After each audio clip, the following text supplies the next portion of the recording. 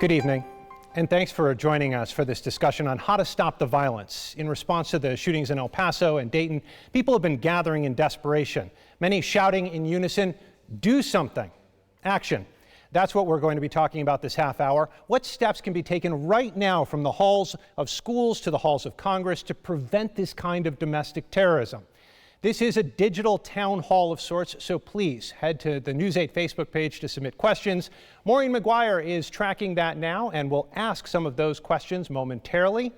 Our panel today runs the opinion gamut, if you will. Joining me now is the first set of our guests. We have Monroe County Sheriff Todd Baxter. Thank you for joining us. It's always a pleasure. Of course. And we have Sattler-Leblanc. She comes from Moms Demand Action. Thank you for joining us. Thank you for having me. I'm going to give you guys ultimate power right now. Oh, really? With the snap of a finger, you can make one change in relation to this issue. Sheriff Baxter, what would that be? Well, I think awareness. We got to make everybody aware that this is the #1 problem facing us. You know, this is when we're in denial mode, when we're pointing fingers at each other, when we're looking for simple causes. We're never going to actually get to the bottom of the root of the problem. You know, and we got a violence problem in America. We got a mental health problem. We got a gun issue in America. But we need to stop digging in our trenches and be more open and more frank to conversations. Very good, Sharon. Very simply, keeping guns out of the hands of dangerous people. Any particular way to do that? Well, there's a lot of ways we can do that. One of the first ways we can do that is having a criminal background check on every transaction. So anytime a firearm changes hands, whether through a commercial sale or a private transaction, to put it through a background check. And again, it's a criminal background check. So we want to make sure criminals don't have firearms. If you're a law-abiding citizen, it'll take you 15 minutes. So that's one thing. The other thing is, again, just for gun owners, fostering safe storage and modeling responsible behavior.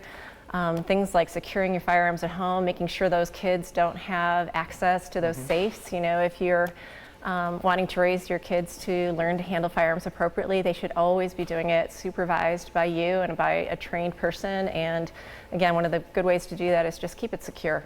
Very good. We're going to head over to Maureen McGuire right now. Maureen, any particular questions stand out at this point?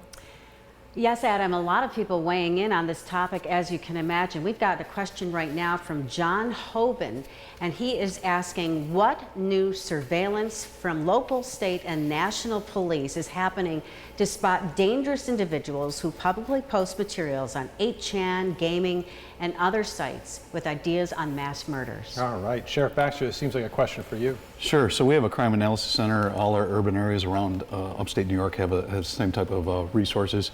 Anytime we get anybody that we are of concern of, whether it's coming from a school district, a police law enforcement agency, a mental health institution, we start running checks on the social media sites. So we go as deep as we can, without a warrant. And that there's obviously probable cause for a warrant. We can get a warrant and go deeper into those sites and look behind the walls. So that's a normal process to look at. When someone pops on our radar, and going back to my earlier statement, that's what we need to talk more about. How do we see these things? How do we get into predictive mode a lot more? And we're doing a great job of that here in Monroe County. We're breaking down those walls and those silos and talking to each other. School districts, law enforcement, mental health community are talking about issues and people that might raise to this level, and see if we can be a little more preventive. Very good. We want to go now to a statement made by President Trump. He talked about gun control today. Here's his response when asked about a ban of assault weapons, which has become a loaded term, so to speak. So let's call them semi-automatic rifles with features that make it easier to kill a large number of people. Here's his response when asked about a ban on those weapons. Well, I can tell you that there is no political appetite for that at this moment. If you look at, you could speak, you could do your own polling, and there's no political appetite from it from the standpoint of legislature, but I will certainly bring that up. I'll bring that up as one of the points. What's your response to that? I don't believe that's accurate. Our House has passed legislation to create federal background checks, and we're just waiting for the Senate to act on that. So it's encouraging. We're hearing Republicans in the Senate starting to talk about these things. Lindsey Graham was even talking about it, and so we're starting to hear even from our senators things about extreme risk protection orders, comprehensive background checks, those types of things. I think people have been waiting for a very long time, and that's one of the things that our organization, we got organized right after Sandy Hook in 2012. And we've learned very quickly that the federal, capital is the finish line. Yeah. And we've been doing a lot of work at the local level in states, going even to school boards. And we are working our way to make, we are now seeing that candidates for the presidency are talking about what are we going to do about gun violence in America. So it is very much of interest to the American people to address this problem. Sheriff Baxter. Yeah, there is an appetite for some kind of change. We see these weapons of mass destruction, if you will. These are weapons that are designed for the military, and I'm if you would, a pro-gun person.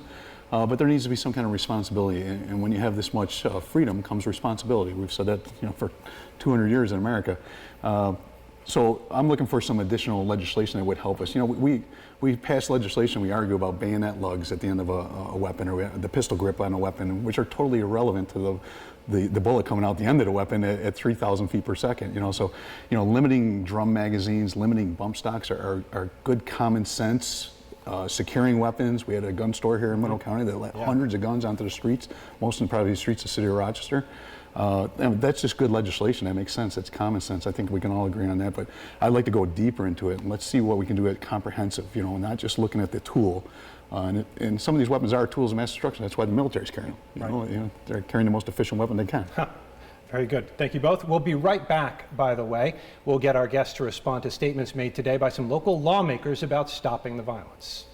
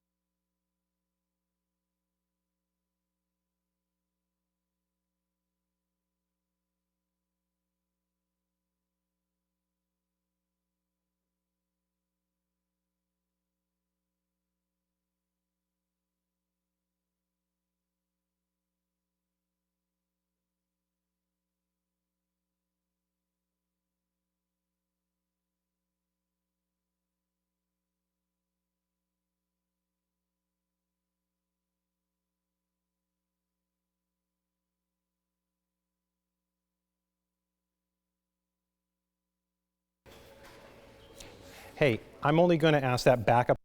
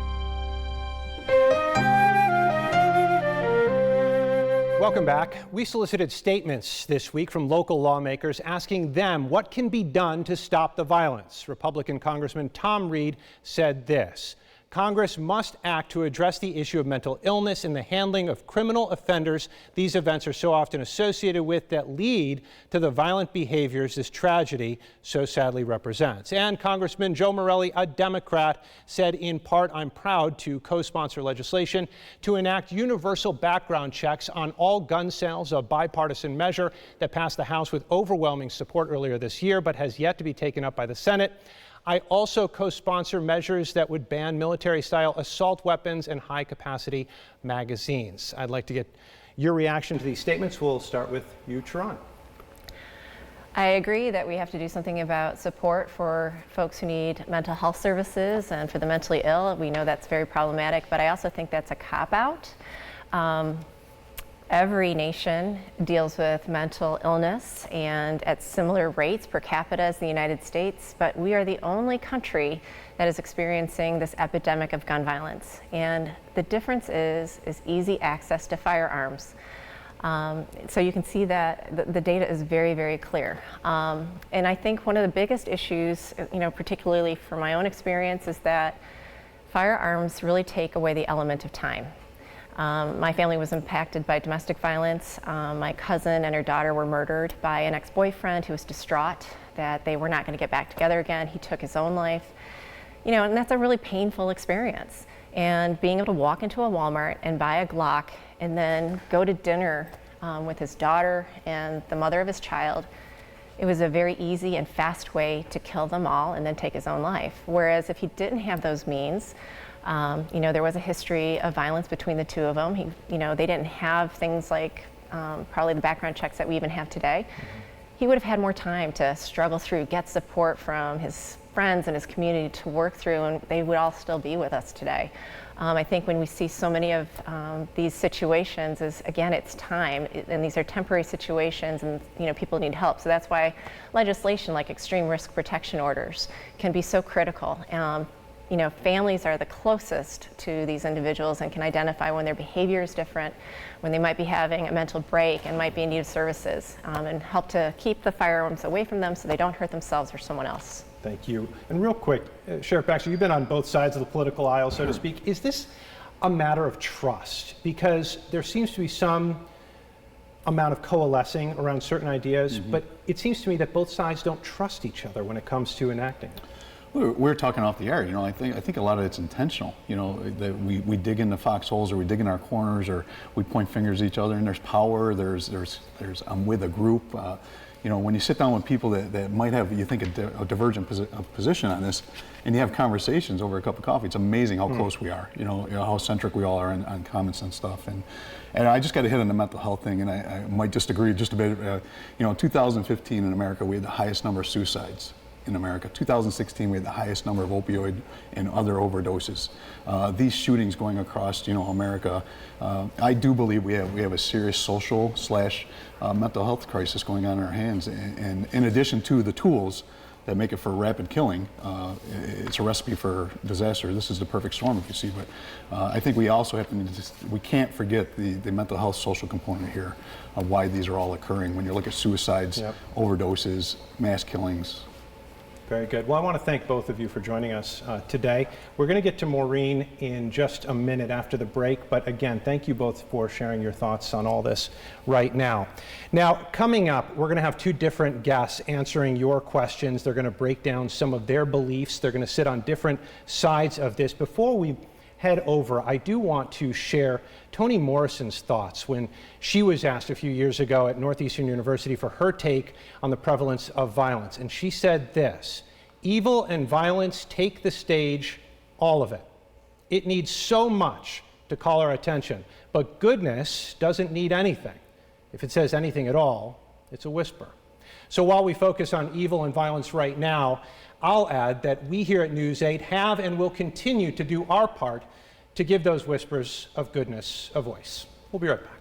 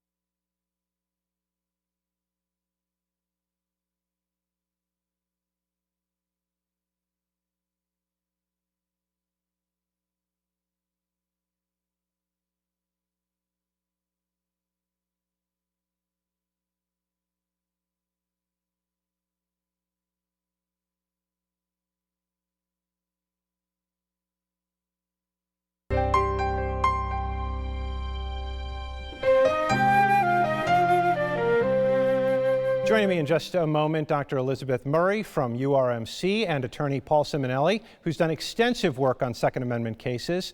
I want to thank both of them for being here in advance. Now, New York is one of several states to enact a red flag law that takes guns away from people deemed dangerous. Those opposed to the law worry it'll be used too loosely and to justify mass confiscation.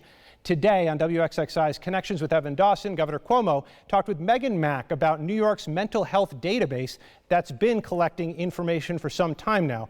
Here's the sound from the governor. Just to show you what it's accomplished, we now have 100,000 seriously mentally ill people on the mental health database that could have bought a gun in New York, who can't now buy a gun because we have a mental health database. All right, that's Governor Cuomo speaking today. Dr. Murray, Mr. Ciminelli, thank you both for being here. You're welcome. Paul, what's your response to that? I would say that probably a large number of people on that list shouldn't have firearms, but I will tell you, the way the list has been set up and managed, there are people, acting law enforcement people that are on that list that shouldn't be on that list. So yes, it is catching some of the folks that shouldn't have firearms, but there are people on there that are struggling terribly to get off that list and running into a pretty high brick wall to do that. Dr. Murray? I think that we are doing a disservice if we think there's going to be one quick fix. That this is really a huge problem, that so many public health problems are very similar, and that there isn't one easy quick fix. So we need to make sure that we are looking at all aspects of this, that yes, mental health does play a role. Important reminder here, mental health with regards to the number of suicides by firearms, not necessarily the mass shootings. But there is many other things. There's the accidental injuries by children finding unlocked guns. So there's many things we need to do. Looking at mental health is just one part. We had many people write in. We're going to go to Maureen in just a minute. But first, I want to talk about something that Matt Morman said, a viewer. He said, we need to repeal the Dickey Amendment and let the CDC study that affects gun violence in this country. Should Congress repeal laws that halt studies of gun violence? Now, I wanted some context real quick to this. The Dickey Amendment was passed in the mid-90s. And yes, a lot of pro-gun control advocates say that it is preventing studying gun violence. Those who enacted the law, NRI supported it, they said that they felt the CDC was becoming too pro-gun control, and that's why they enacted the law. So, Paul, why don't I start with you? Your thoughts on repealing the Dickey Amendment? I think information is good. I think one of the challenges is to make sure that when we do studies that they are controlled, much like they have to be we've seen some abuses in academic settings, in other settings, and I think that was the concern. But information is key, and sticking our head in the sand is not a solution. Dr. Murray? Right, I think that, technically, did it forbid any research? No, it did not, but it really nowadays has kind of come to mean that. And so whatever the intention was, the outcome is that research was really halted. And yes, we have to understand the scope of the problem, and doing research is critical. Exactly like you said, rigorous studies is what needs to happen. And there are other agencies that are working on that, but wouldn't it be better to have one unified group instead of many small groups, if we could have one group working together and getting the funding they need? Very good. I think what we found is that many of the groups that are purporting to do research have an agenda. So we're seeing research coming from two ends of the spectrum, and I haven't seen anything that I'm confident in all the reading that I've done. Yeah, very good. Maureen, I know you've probably been slammed with questions. Can we get another one for our lovely guests? Absolutely. A lot of people understandably worried about how to stay safe in public places should there be an active shooting situation, most especially the workplace. This question from Scott Peters, of viewer Scott Peters. He asks, why do you think some organizations are reluctant to conduct training for employees and place better security measures in place? Thoughts on that, Dr. Murray? think we need the sheriff back to answer that question. Well, I don't know. I mean, I am not aware of any agency that's refused to do training. And why don't we speak specifically to your area of expertise, with it, which is pediatrics. When you deal with daycares and schools, do you find that they are making changes? And yes, as a parent, I mean, I hear it from my own child about the safety drills they're having in school. And luckily, she's at a point where I don't think she fully processes the purpose behind these drills. But yes, we hear it when we interact with children all of the time, that they are realizing that they have some fear of going to school, and it's not I'm going to miss mom and dad, it's what's going to happen to me, what's the scary thing that they're trying to protect me from. All right, thank you both. We'll be right back with you. Straight ahead, we're going to hear some of your comments.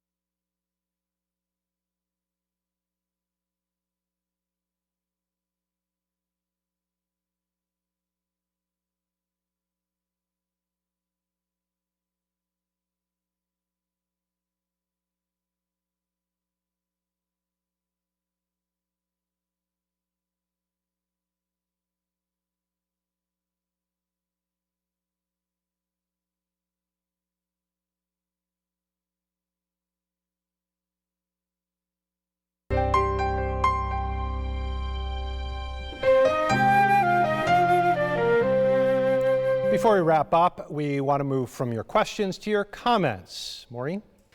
Yeah, I have a lot of great discussion online, and here are some of the top comments we've gotten this past half hour. Maggie Morey writes, "A lunatic with an agenda will always find a way. You can't ban everything." Teresa Thurston says, "Best way to stop mass killings is to start teaching love and less hate. That starts at home." And finally, Nathan Worth says, "Regardless how many shootings there are, I will just continue living my life. Can't live in fear of the unknown or the unpredictable." Thank you, Maureen. Going back to that first comment, Paul, are we stuck in the mud here? I don't know that we're stuck in the mud. I would say that, as the doctor said, this isn't going to be solved with any type of just legislation or increased mental health spending. It's a societal thing. There are countries like Switzerland where every house has a military firearm in it. Countries like Israel, we don't see mass shootings there. So I think we have to look deeper than that at the bigger picture about family, about church, about community, about all those things that were our strength that we've changed over the last 30 or 40 or 50 years. Dr. Murray, final word? Yeah, I think we need to listen to what our children are telling us, and right now they're scared. And we as adults have a duty to protect them and keep them safe. And that's going to come from a variety of ways. And there is no one answer, but the best way to do this is to compromise and work on the solutions that are multifactorial: mental health concerns, public health safety concerns, and yes, some smarter gun control. All right, thank you both for joining us. Thank really you. appreciate your perspective. And thank you for watching and participating in this discussion. Please feel free to keep it going on News 8's Facebook page.